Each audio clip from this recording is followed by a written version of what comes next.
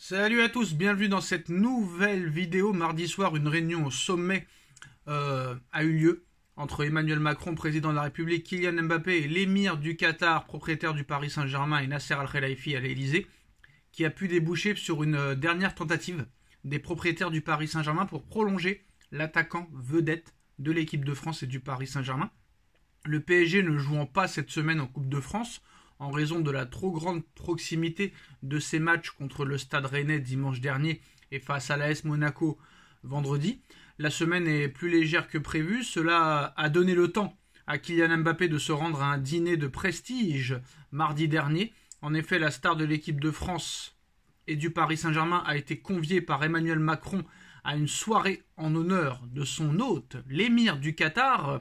Les liens entre l'émirat et la France sont assez forts en raison de nombreux investissements du pays du Golfe dans les sociétés ou des biens français. Donc ça a été un dîner de gala à l'Elysée. Pour ce dîner de gala, l'émir Al Thani était là, tout comme Nasser Al-Khelaifi, ministre sans portefeuille, on va dire, du Qatar et président du Paris Saint-Germain. Nasser Al-Khelaifi était là aussi. Mais selon le Parisien, la présence de Kylian Mbappé a été prévue depuis plusieurs semaines. Même si la liste officielle des invités était plus longue que prévu, mais il n'y a que Mbappé qui a été convié comme joueur. Voilà, d'autres joueurs étaient attendus, auraient dû y être, mais le prince n'en a pas voulu. Le prince ne se déplace jamais au parc, ne se déplace jamais à Paris. Il vient une fois tous les 10 ans au grand max. Et vous pensez que ce n'est pas pour proposer une offre de prolongation de contrat à Kylian Mbappé? Vous êtes bien naïf.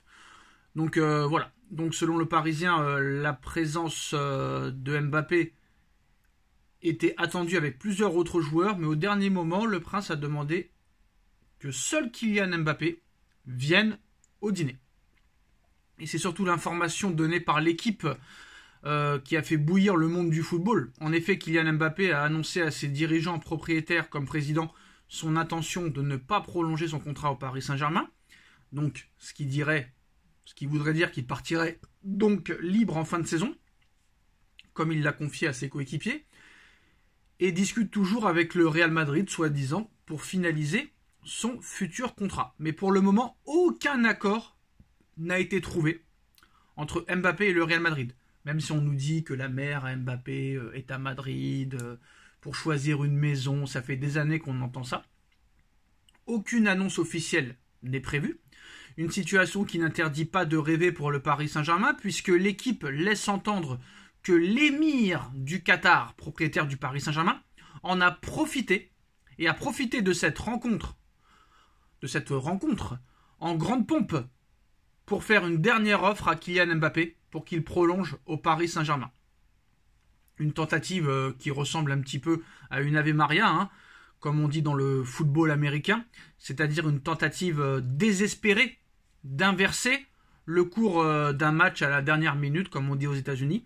C'est un peu la situation au Paris Saint-Germain au sujet de son numéro 7, sachant que l'ancien monégasque a déjà fait savoir qu'il ne faisait pas une question d'argent, de son avenir, sans quoi il aurait déjà prolongé à Paris. D'accord, c'est pour ça que sa mère, son avocate et lui-même demandent toujours à Pérez et à son conseil d'administration d'augmenter le salaire que Pérez a proposé. C'est bizarre, parce que si c'est pas une question d'argent, pourquoi il n'annonce pas son arrivée au Real Madrid?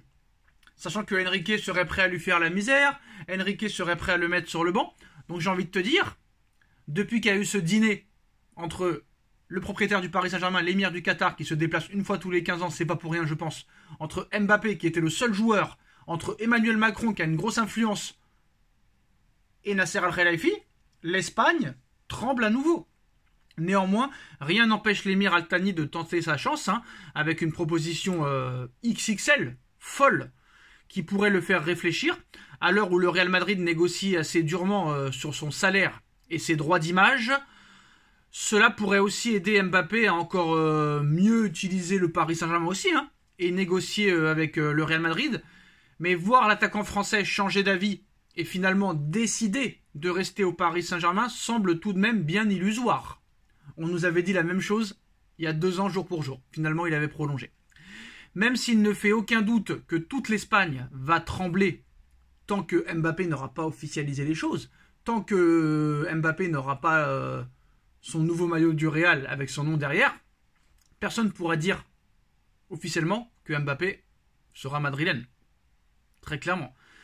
Même s'il n'en fait aucun doute que toute l'Espagne va trembler en attendant le verdict. Et bah, ce dîner officiel au timing quand même troublant. Le timing du dîner est troublant parce que ça c'est déguisé.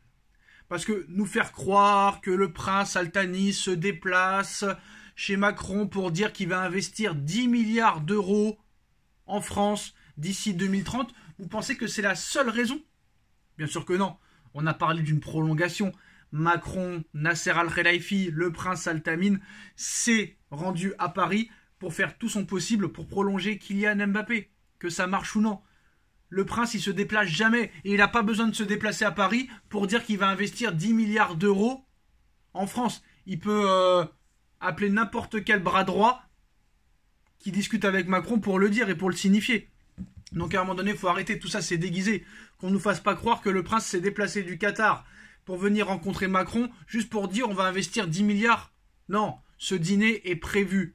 Ce dîner a été prévu depuis de nombreuses semaines. Comme par hasard, ce dîner a eu lieu quelques jours après que la presse annonce que Mbappé va quitter le Paris Saint-Germain pour aller au Real Madrid.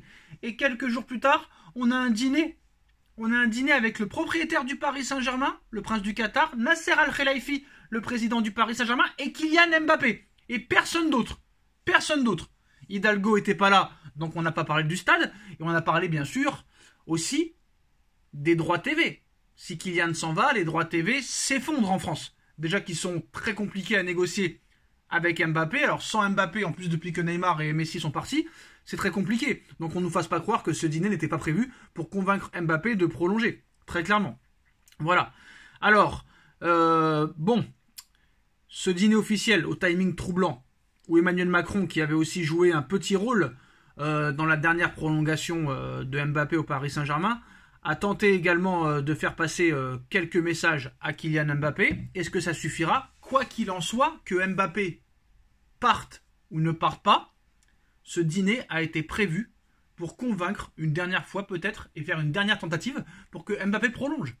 On lui a présenté tous les aboutissants, tous les intérêts. Ils ont dû lui faire une offre démentielle d'au moins 100 millions d'euros par saison, plus des primes XXXXXXL, plus d'autres choses incroyables. Peut-être qu'ils lui ont donné la Tour Eiffel, l'Arc de Triomphe, le Parc des Princes, le Stade de France, la ville de Paris, qu'on lui a peut-être promis d'être Premier ministre, je ne sais pas, mais voilà.